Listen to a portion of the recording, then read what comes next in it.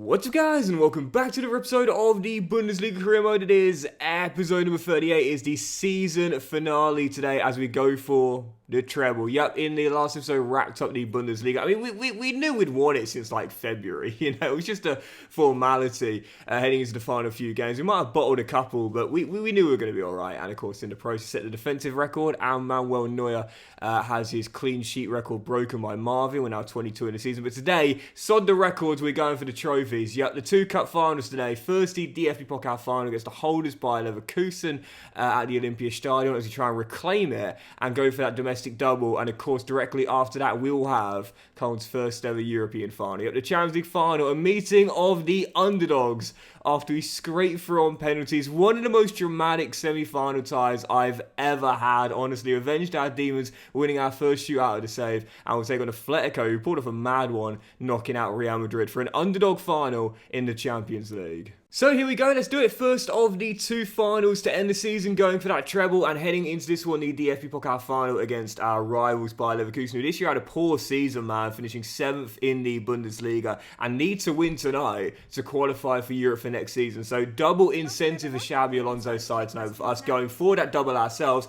I'll put us as slight favourites, but it's not by much. Despite their underperformance this year, it's still a really good Bayer Leverkusen team. They're lining up with a pre-gen Shevchenko between the sticks, who I believe is the pre-gen of Trubin, and the back three is our former centre-half Shabo Hanko, and an odd selection in Moons at 68 overall. But other than him, the team's fantastic. Got Jeremy Frimpong, now 88 overall. On the right-hand side, Gravenberch is there at 86 overall. Another regen Simon, and another one in Abate as well. So the save now, I often say, is a point where the save starts to get quite a few more regens than normal. And up top, you've got a front three of Okafor, Noah on the right, Ribeiro on the left, and of course, Benjamin Sesko up top, 86 overall. So yeah, first of the two finals here at Olympia Stadion, aiming to reclaim it after we lost it last season. Won it 2 years ago, lost it last year, being knocked out in the semis by Bayern, who Leverkusen subsequently beat in the final. So it's bragging rights at stake, not just for the rivalry, but also because we want the double, and Leverkusen want to retain it.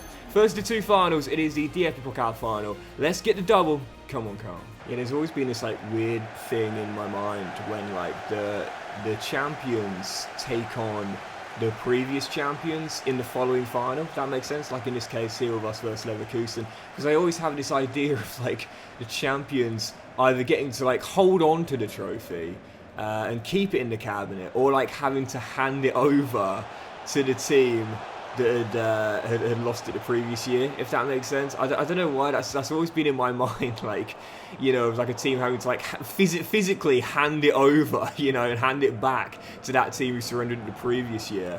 And this is a perfect start here. We should go 1-0 up. It's Jonathan Burkhardt taking aim. Shevchenko with the save. And Frimpong prevents the corner. Fast start, and yeah, it's a fantastic side. But I still believe we're favourites to this one here. We should get this done here if we're at our best. For the Leverkusen lineup, like I said, quite an interesting one, with Florian Wirtz being on the bench for this.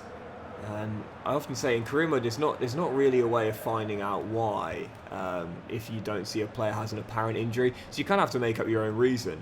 You know, perhaps they're gassed, you don't know, possibly. Perhaps they have been recovering from an injury. You can't check a player's medical history, unfortunately. So yeah, you kind of have to sort of make up your own reason as to why they might not be starting a game. But even so, still tied at 0-0 here. My interesting selection for the game is I can shoot that into Burkhardt, who gets a shot away from a tight angle, to be fair. Trying to catch out the keeper as it ripples aside the net. Is that I've gone with Simons at LCM ahead of Leandro. I often say, in a game where you feel like you're probably favourites, you can afford to be a little bit more attack-minded with your central-based players. So you don't have to go with two DMs, for example. You can afford to have an extra attacking piece out there, because they might all make the difference. Right on cue! What a block! And then gets it back, and he's going to turn into a rebound! It was coming! It was coming right on cue. Maxime Simons proves the point, and Köln draw first goal. I think that's his first goal since returning from the injury he suffered midway through the season as well. Ball played into the middle. Frimpong as well initially. First shot saved, but a rebound falls straight back to him. It was coming, and Köln strike first in Berlin. I mean, to be fair, Leandro is so good when going forward as well. Oh, brilliant dribbling. And Vanderson blocks the shot.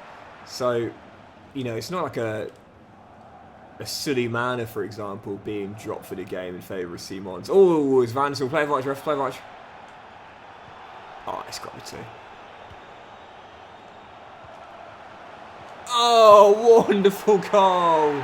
But we know what this guy can do when he's given the opportunity. Mad Max turning up in Berlin and has just doubled his goal tally and in the process doubled it. Great advantage played by the referee as well. You know, in this VAR era, sometimes, I mean, let's be honest here, Bayern Munich fans will be sitting there saying, Doxy boy, talk your stuff, man, because I know what you're going to be saying. Sometimes, I feel like officials are too quick to put the flag up or blow the whistle. If you've got VAR, then there's always a chance to check it and to right a wrong and to atone for a possible earlier error in the play. You don't have to blow for a free kick. You don't have to stop the play so quickly if you can check on it.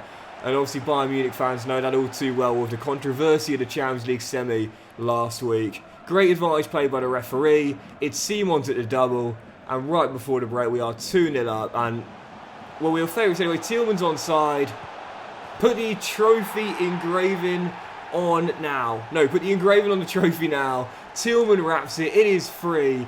And Leverkusen have not had a great season. I felt strong favourites this, and he's timed that run absolutely perfectly. 3-0, game over. Double is surely ours. Yep, a half of pure dominance from FC Köln, and we know it's done. No doubt about it. Just absolutely on it from the first whistle. I wanted this. I wanted it back in my cabinet, man.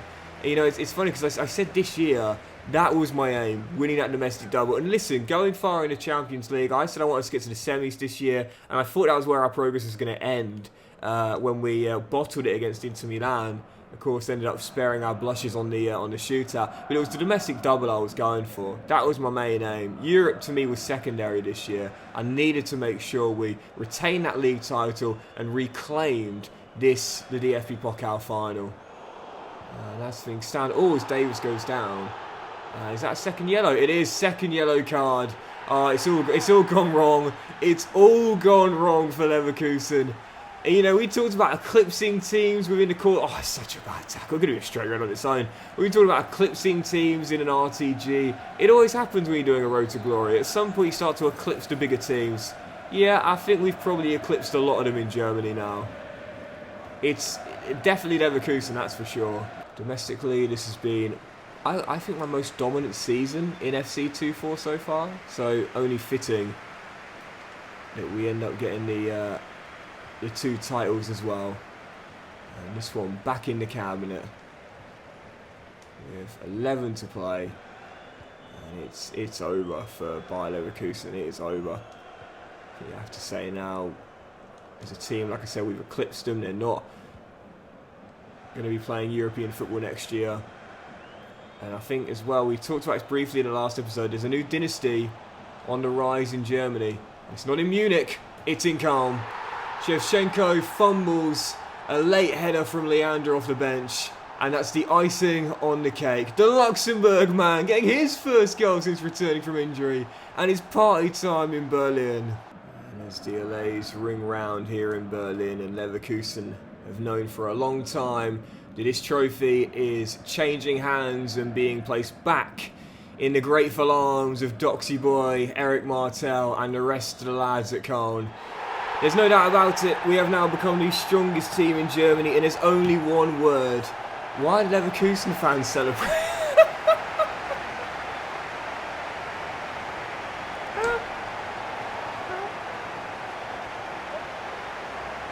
Just been battered 4-0 and humiliated in the cup final, and they're loving it. Masochists. Oh dear. But the word I was going to use was dominant. That was how I'd sum up this season domestically. Let me change it. Bizarre. I don't know what they're celebrating, but we're celebrating the double. It is over.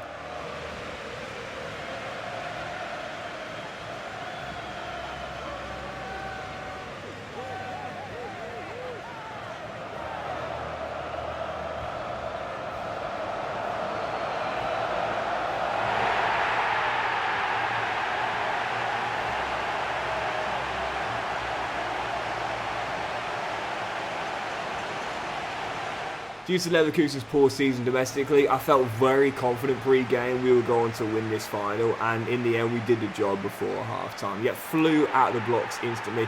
And when you are a favourite, I always feel like you just got to do that, man. Like, seriously, as soon as you go into a final knowing you're stronger than the other team, prove it. Right from the very first whistle, go out and try and get an early couple of goals, set the tone early, and that's exactly what we did. Job done before the break, and once Leverkusen went down to 10 men, any hope of a miraculous comeback from Xabi Alonso's side was never going to happen. So yeah, a comfortable 4-0 win, stats back up the game of dominance in what has been a season of dominance domestically, and how nice it was as well to see Mad Max and Leandro get their first goal since returning from injury as well. The DFB Pokal rightfully back in calm. Right, so here we go, our final game of the season, and it is, of course, the big one, Köln's first ever Champions League final, taking on Atletico Madrid in Madrid at the famous Estadio Santiago Bernabeu. I don't think he have scanned the new look stadium into the game, so I don't think they have the roof and the cool-looking futuristic exterior now, but even so, one of the most iconic grounds in the world football, and how fitting it would be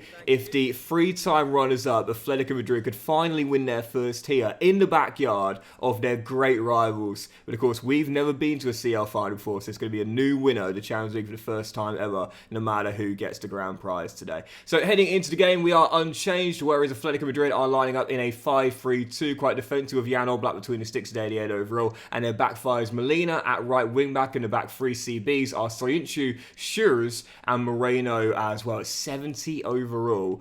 Gutierrez is 85 overall, one of the best young left backs you can buy in this year's game, with Lewis Miley the anchor man, a midfield duo of Mac Allister and Barrios, but up top, a great duo of Gonzalo Ramos, who you will know is a villain on this channel, always seems to score against me, especially in finals, and Armando Broja as well. Champions League final, our final game today as we go for the historic treble to wrap up possibly my most dominant season. No, it would be my most dominant season in FC 24 thus far. Let's get the job done. Come on, Carl. Once again, I think you've got to say we're favourites, haven't you? Domestically, we've had the better season. Atletico have wrapped up Champions League football for Vanderson for next year again at the Metropolitano. We still got a better team out there for sure. There's a very lowly rated player in that back five as well, who I'm not going to necessarily target, but I'll consider it. But it's not a bad team, don't get me wrong, some really good players in there, and of course Gonzalo Ramos, who always scores against me. I love the midfield trio as well, with Lewis Miley at the anchor man, with Barrios and Mac Allister slightly further forward, but I think, yeah, you'd have to say, if we don't go on to win this, yeah, we'd probably consider it a bottle. I think we are favourites here in Madrid. Davis is hustling, Tillman, Burkhardt, Ansgar,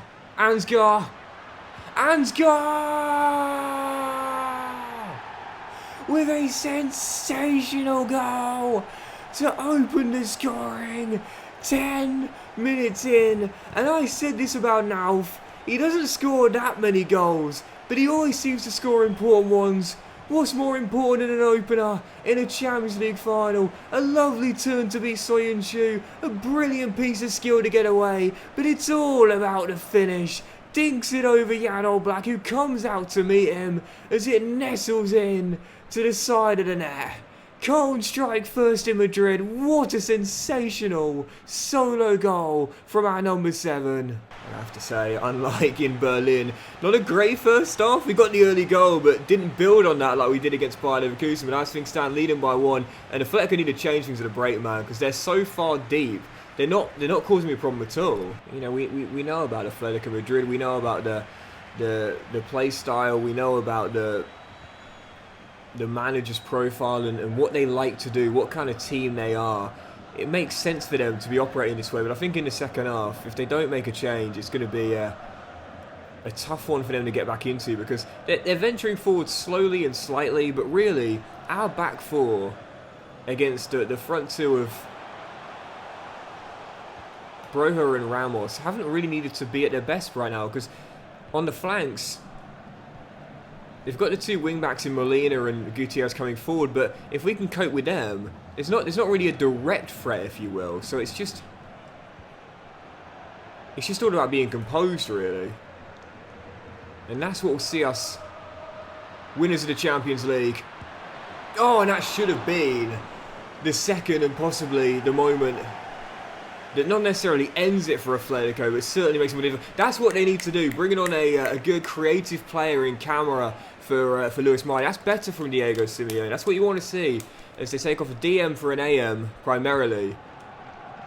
But it's Vanderson heads off target. That could have been the dagger. That could have been it right there. He's a special player, by the way, Lamine Camara. Plays for FC Metz in the French Ligue 1. Really talented young man. He's got a bright future ahead of him if he keeps a smart head on those shoulders. And tonight, being sent off the bench by Simeone, needing to get his manager a leveler or spark some creativity into this team. As Simons wins it back there. At the moment, as Bisek hangs that one up, but it's flicked into the middle and cleared away. And we've got a man go down. I think that was David who goes down. Alfonso dispossessed, getting back to his feet. Funny enough, Derek has just come back from his injury and made the bench for this game. But as Vance makes the tackle there, I think Raul's going to be okay. I must say, to be fair to Atletico, oh, great tackle by Martel. Oh, ref, come on, that was a clean foul. Clean foul. Good decision then, clean tackle. Since Lamine's come on, Atletico have looked better, much better since coming on. Being a little bit more creative and most crucially, venturing further forward on this offensive end. Here's Miguel Gutierrez through the gap to Armando Broja. Camera near post, Janssen blocks the cross. He's been great all game long tonight. 14 to go. Here come Atletico. You're waiting for this as Alexis rallies the crowd a little bit. And finally, they're starting to come at us a bit. They had to come out of their shells, and they're doing so now. They're being brave. Corner to the middle. Headed on by Ramos. Schwab with a save. Anderson heads it up in the air. And Ansgar nods it on for himself like he's freestyling. And we shall get the danger away.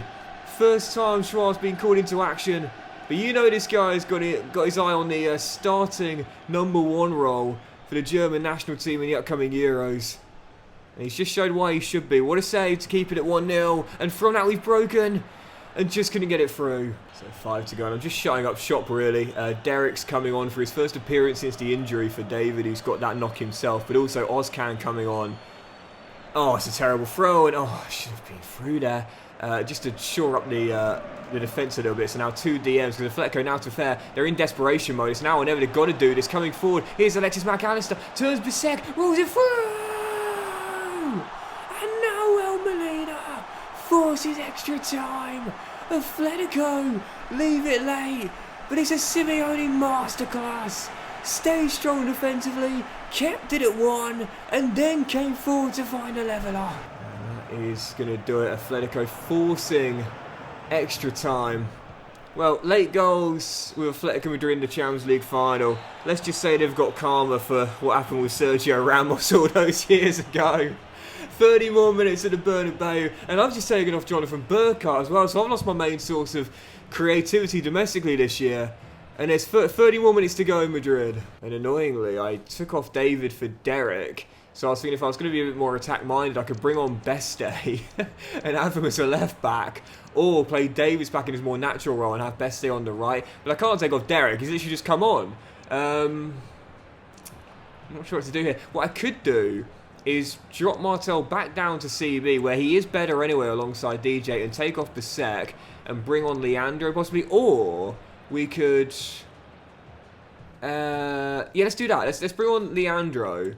And we'll go with a more offensive or a better player that can attack as well, but still doesn't open us up too much on the defensive end because he can contribute on defense too. 30 minutes to go. The complexion, the finals completely changed. We were in control until they brought on Camara, and he made the change. And we've said this during the season. When you're an underdog, don't be defensive. Go at a team.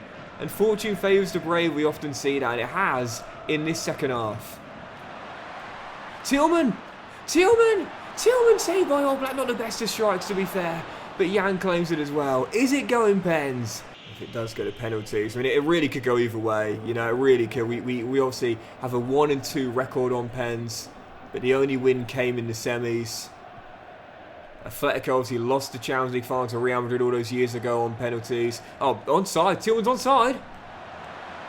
This time, second time's the charm for Jan Tillman off the bar. You can't miss 2 golden chances like that in a CL final. He's a big game player. He's been brilliant. They're going really attack-minded now. Atletico of Mallejo coming on for Gutierrez. But I've missed 2 golden chances on one-on-ones. 15 minutes to go, but to be fair, it's all FC Cologne right now. DJ, go on, win that, mate. It's all FC Cologne right now.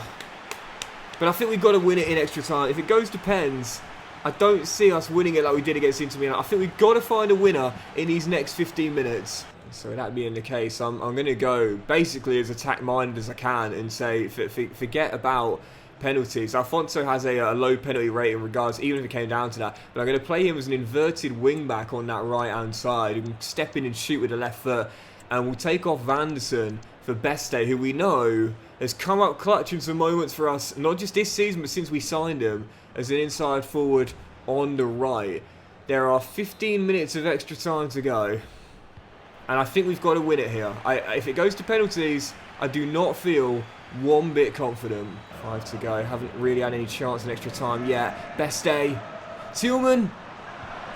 And score! Save by All Black. Keeps the chance alive. Beste. Maxime Simon shot blocked and Soyuncu will get it away. Simon tosses it in. But cleared.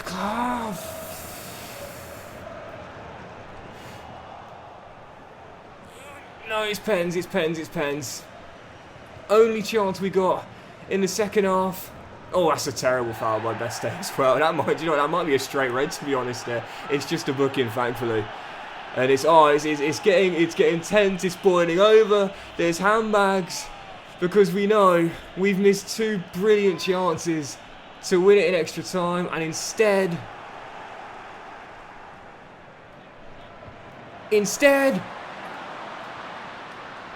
Jan Tillman!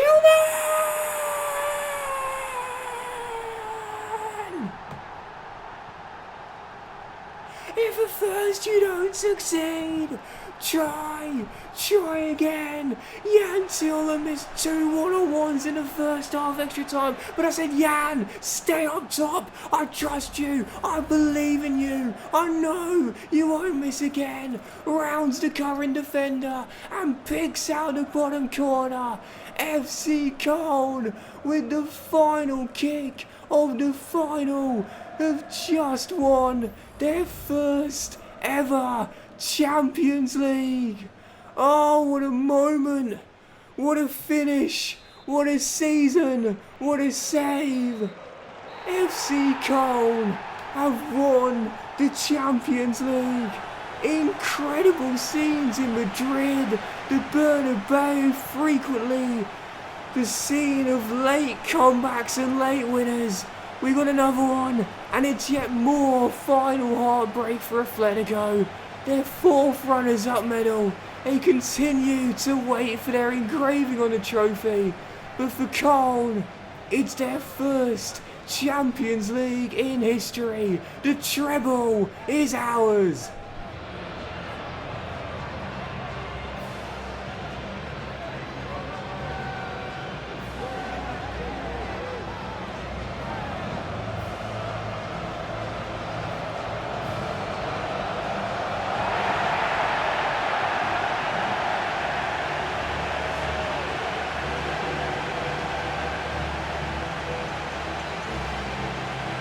What a picturesque way to end an incredible season and my most dominant of FC24. Yeah, it would have left such a sour taste in our mouths how we come up short in the Champions League final, especially leading it right towards the end. But a thrilling finale where Jan Tillman missed 2 golden chances in the first half extra time. And everyone's saying, Doxy boy, why did you take off Burkhardt? Why have you put Tillman up front? And I was like, fans, don't worry about this. I trust Jan. We should all trust Jan. He's been a big game player. Every single season he's got better. I know he's going to come up big, and he does with the winner. What a storybook finish to an incredible final, an incredible season, and an incredible save. I can't top that. I end the season, I don't think I can top it and go better than that. And I certainly can't with this. Oh, incredible. Absolutely incredible. And for the stats as well. To be fair to Atletico, you know, again, we were the better team. We deserved it. I don't think anyone can deny that. We were the far better team. But the thing is, it was a much better game when they brought on camera. Like, when they brought Lamine off the bench and they were a little bit more attack-minded, taking off Lewis Miley, bringing on a more offensive piece. that was when the game got a lot more interesting, because before that we were 1-0 up. We should have gone 2-0 up as well. Van der Sar missing that header from close range, and before that Tillman denied by Oblak. That to me, and I've said this before, and we said this during this final, and I've said this during the season as well, this to me is what I would always say. If you're an underdog, be brave, be brave, go out there. Listen, we know Atletico Madrid's identity, I get it, but we would have coasted that final had they not made that change. Had Simeone not made that sub, but in the end, we came through, deservedly so, and in my most dominant season of FC 24, yeah. This has been a class season, a class save, absolutely loved it, man. And we're ending it there, man. You can't... Why am I getting asked that question? Kevin Shardo's a squad player. Why are you asking me why he's not playing in the Champions League final?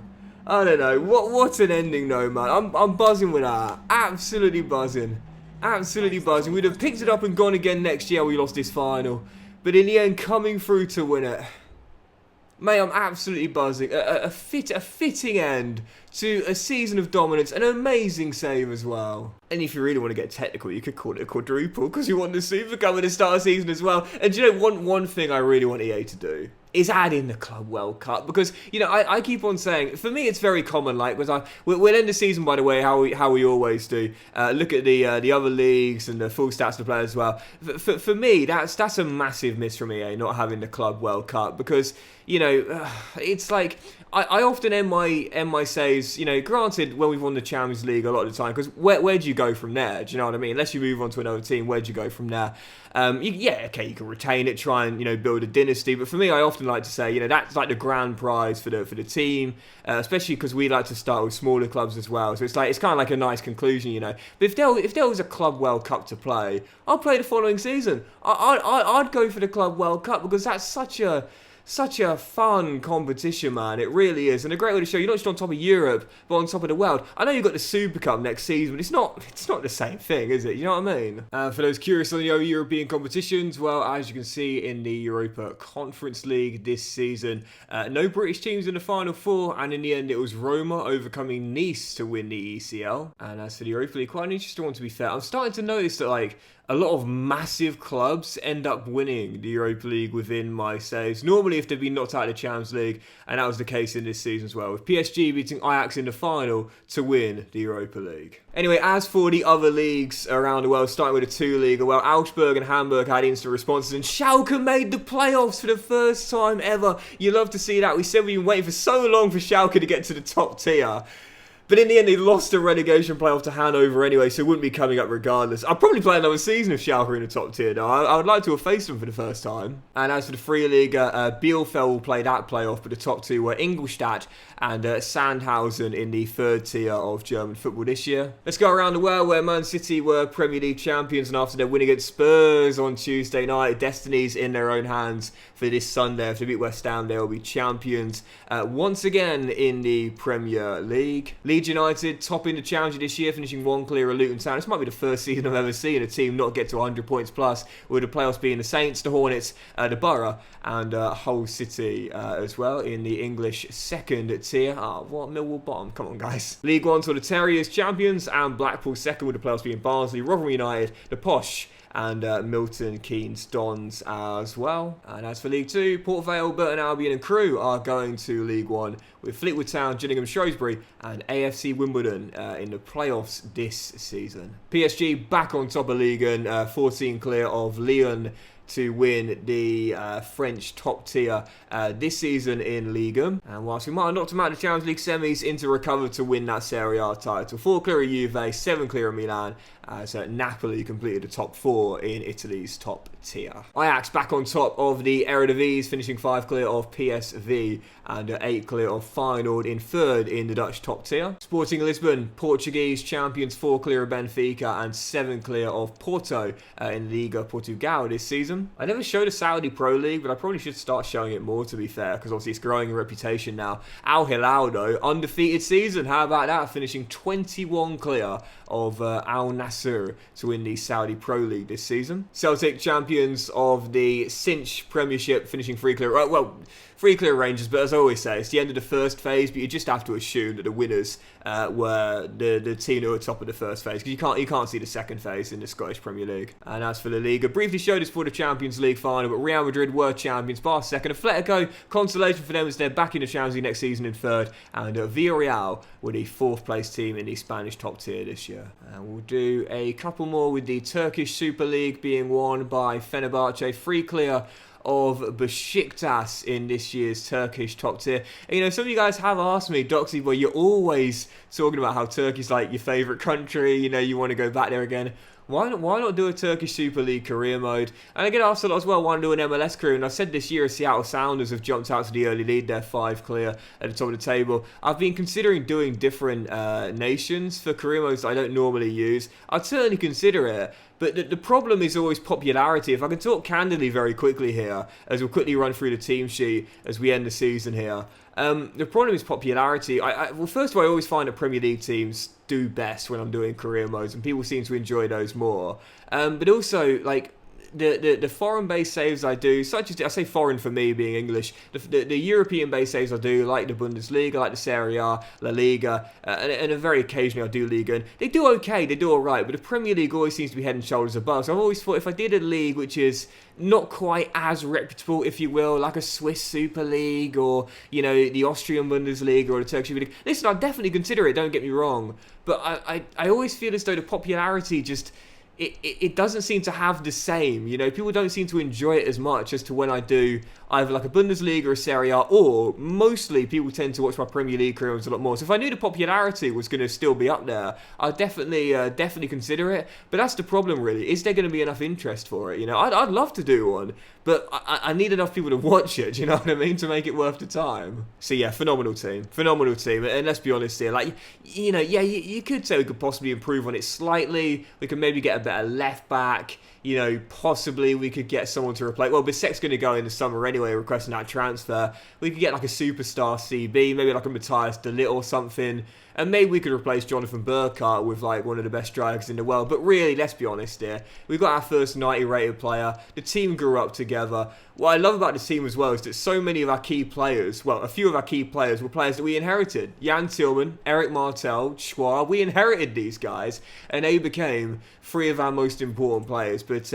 yeah, what a season and what a save, man. And to end the save, I just want to say thank you so much, guys, for supporting the save. You know, 5 seasons here at the Ryan Energy Stadium, but I just can't tell you how much I enjoyed the save. It was absolutely class. And again, if I can speak candidly really quickly here, if you guys don't mind, Schwab again setting that record this year. First time I ever did that, breaking that Manuel Neuer record and going 86 overall, showing at 33 years old, life in those old bones yet, and he's still getting better even though he's approaching his mid-30s. Doxy boy, take note, because you'll be turning that age very soon as well. Well, I'm 32 in November, but even so. If I can speak very candidly for a second here, this FC24, like, the support I've had from you guys has been phenomenal. The love has been fantastic. I really appreciate it. But what I really appreciate as well is that you guys have been telling me, like, you can tell in my audio, I'm loving this year's FC. I'm absolutely loving it. And there is no exaggeration here at all. This has been one of my favourite versions of the franchise to play, and one of the reasons why is because it's been more difficult for me than ever before. Which means that when we do have a season like this, where we dominate for the most part, even though we scrape by in Europe in a couple of our ties, well, really, for the most part, all the way through the knockout stages, you know, it feels brilliant. It feels brilliant, because I'll be honest here, there were previous FIFAs I've played where, without wishing to come across as arrogant, please don't think I'm being arrogant here. I often say I'm not a great player in the game, but I'm alright. I'd say I'm slightly above average. Sometimes it was quite easy. You know, I'll be honest, I was playing on the hardest difficulty with that being Ultimate when it came in, or before that, Legendary. And sometimes it was like, it's not that hard. Even when I was up in the sliders, it wasn't really that difficult, because there were a lot of exploits you can use, and the AI just weren't really there. But this year, EA did a great job in improving Ultimate, and it's meant that when you do win things, it feels good. It feels really good. This treble felt as good as when we just won the DFB Pokal in Season 3 against Werder Bremen, when Davy Selke headed in that last-second winner. It feels just as good, because the difficulty has gotten a lot harder. I give EA a lot of credit for that, and I have to say, I'm just I'm loving FC this year. You know, I really am. It's been class, man. I've enjoyed it so much. Just DJ out to 88 overall this year, and I'll be honest, I did take him off balance. For quicker growth. You know me, man. I love balance so much, but I wanted to get him quicker growth and get to the high 80s before the end of the season, and he definitely did. Look at this guy's stats, by the way, man. Seriously, 95 sprint speed, 90 jumping, 96 straight. He's got 93 stamina, lest we forget as well, with 91 aggression, and technically as well, 92 defensive awareness, 90 stand tackle, 84 slide tackle, and 86 heading as well. This guy became one of the best centre-halves in the world. And talk about righting your wrongs from last season, man. Missing those 2 penalties in the shootout. He was the reason we lost the DFB Pokal semi last year, don't forget. He was the only one that missed in that shootout. Or was it the Champions League when he missed? Yeah, it was the Champions League last 16, sorry, against Milan. He was the only one that missed. But talk about righting your wrongs. 51 games. Didn't get a goal, but got an assist and 32 clean sheets. Man was unreal this year, man. As his market, and he's only on $7,000 a week. He just loves ball. He ain't bothered about the dollar. He just loves playing ball, man. EA have got to work on the contracts, because you get like a red thumbs down when a player wants a new deal. But it's like, I understand why EA don't focus on this as much and as intensely. I get it. It doesn't need to be as realistic as FM. We all accept that, right? But they do need to do little things where it's like, you know, why should a player like this be satisfied on $7,000 a week? Do you know what I mean? Because I'll be honest here, I forget to add new contracts and put players on high wages. Oftentimes we're at the start of the season, but sometimes I forget, especially if they were previously on long-term deals. So EA need to change that, in my opinion. But anyway, yeah, sorry, lost my train of thought. But I just want to say, like, thank you so much, because like the support and the feedback on this year's FC for me has been fantastic. You guys have really appreciated. And I'll be honest here, I've worked really hard this year. Like, I've genuinely really worked hard on my saves. I've never got through saves as quicker than this before. I'm doing a season a week, man. Like, back in the day, and if you've been following me for a while, man, you'll know this, back in the days of like FIFA 14 and FIFA 15, it would take me like 2 to 3 weeks to wrap up a season. I'm doing a new season every single week. It takes a lot of time to play through like that. It really does. But, you know, all of my audio is live now as well. I'm out of my comfort zone, because you know me, if you've watched me for a while, I used to only do post-com. I'm out of my comfort zone doing this. But, you know, the support you guys have given me has made me realise, you know, not only is the hard work paying off, but also the extra effort being appreciated too, and that makes all the difference to me. So honestly, man, like, thank you so much for the love I've had in this year's FC. It really has meant the world to me, and we still got a few months to go before the new FC will come out, as Martel growing 2 ratings this year, our club captain deciding not to move to Chelsea. What a decision for him and us as well. 6 assists and 3 goals in those 33 Bundesliga games. Played all of our Champions League games too. Played practically every game, really. I think he was our joint most in appearances in the outfield this year. What a player, man. What a captain, what a leader. But, yeah, we've still got a few months to go before the new FC, so there's still more career modes to come, still more projects to do, and I can't wait for my next one. I can't wait for my next one tomorrow morning now. I'm cracking straight on. I'm moving straight on to the next project, because I'm just having so much fun right now. I'm genuinely just obsessed with making content right now, and I'm so glad it's coming off in the right way too. But Leandro, brought in last season, a Luxembourg international. He grew to 83 overall twice and then went back down to 82 overall due to the injuries. That's the only reason he didn't grow any rating since coming in. But what a signing he was from Udinese. The first time I'd ever sign a Luxembourg player. I really wanted to do it here with Köln being a West German side. And he was brilliant. He wasn't just here for the novelty. He was like, no, I'm not just your token Luxembourg signing, Doxy boy. I'm also a bloody good football player as well. And he proved that. 7 goals and 5 assists in 22 games in the league. And again, the reason why he didn't get more minutes is just because injured. He got injured twice in a row in these past 2 seasons with mid-term injuries as well. But, oh man, Mad Max out of the academy. I thought he was going to become the biggest star out of the youth squad. In the end, it was probably DJ, but he won the assist title 3 years out of the 5 seasons here in the Bundesliga. And this year, I'll be honest here, the injury kind of stunted his development a little bit, but he still grew 2 ratings to 85 overall. I kept him on balanced, and what I love about this guy is that whether he played LCM or CAM, he still contributed heavily on the offensive end. In that DFB Pokal final against Leverkusen, where he bagged that early brace, He was starting CM, but he still went forward to score those early 2 goals for us. So this guy just always got it done, often turned up in the big games and the big moments too. It's a shame I'll never get him and DJ both to 90 overall, but I'll be honest, that's the only reason I would have carried on playing, just to get them both to 90 overall. But Mad Max, our Dennis Rodman of the big 3. Oh, I love this guy, man. What a baller. 10 goals and 10 assists in 31 games in all competitions. And again, those 2 goals setting us on the way to winning the DFB Pokal final this year. Might not have won the assist title for the 3rd year in a row, but even so, what a player. What a player. Alphonso Davies, first 90 overall player, and in the end, only 90 overall player to save as well. His numbers were actually slightly worse than I was hoping for a player who we ended up converting to right mid, but I guess it was technically his first season playing as a right mid consistently. So, sometimes, we talk about this all the time, man. Transitions do take time, and sometimes it does take a while for a player to get comfortable in a new position, even if they're best suited to that. 6 goals and 4 assists in 30 Bundesliga games. Could have been better. Could have been better. But even so, club record signing, only 90 overall player we have in the team. But even so, was a big difference as to why this year we took the next step from being a winning team to a dominant team, if you will, and showcasing we now can sign some of the best players in the world. We're one of the biggest clubs in Germany and Europe now. We can sign players of this caliber. Jan Tillman.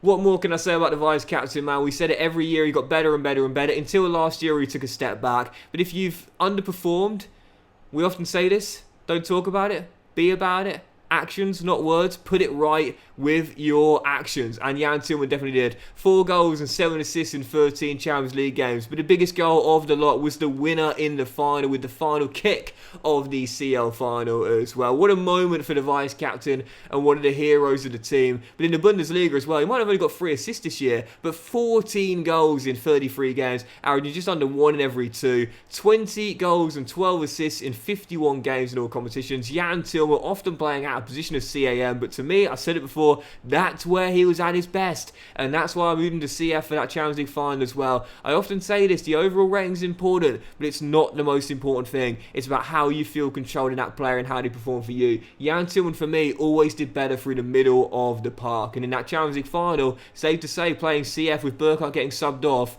justification and vindication right there. Jan Tillman, what a star, man, coming out of the Cologne Academy and leading us to the treble this year.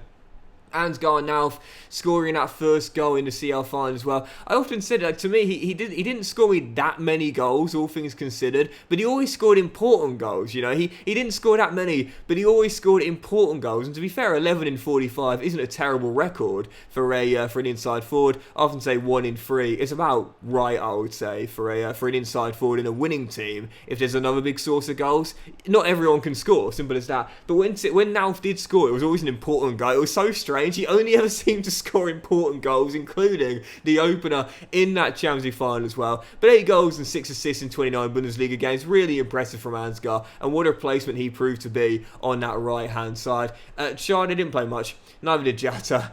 There is the...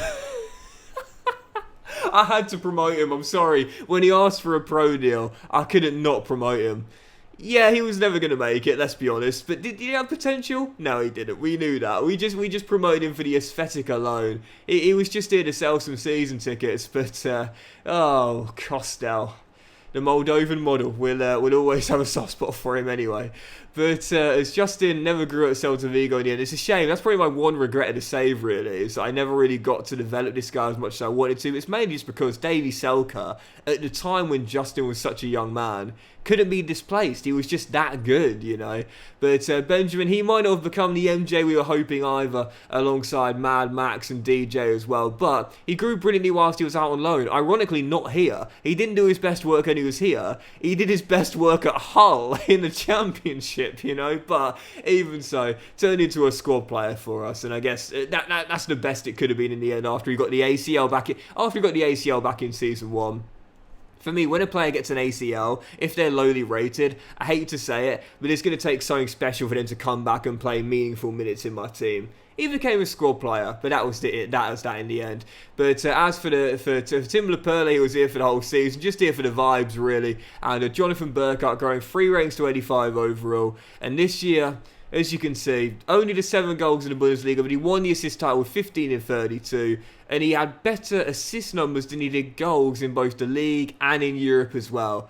If you can't be doing the thing you're most known for, get it done in a different way. There's a great moment when Steve Kerr talks to Steph Curry about it, when Steph Curry, the greatest shooter of all time, was going for a scoring slump, and he just couldn't shoot the way he used to. But Steve Kerr, his coach, basically pulled him to one side and said, look, here's your shooting numbers, they're poor, but here's your plus minus, aka how much better we are when you're on the floor. They're still up. You know, even if you're not getting it done the normal way, get it done in a different way. And Jonathan Burkhart did.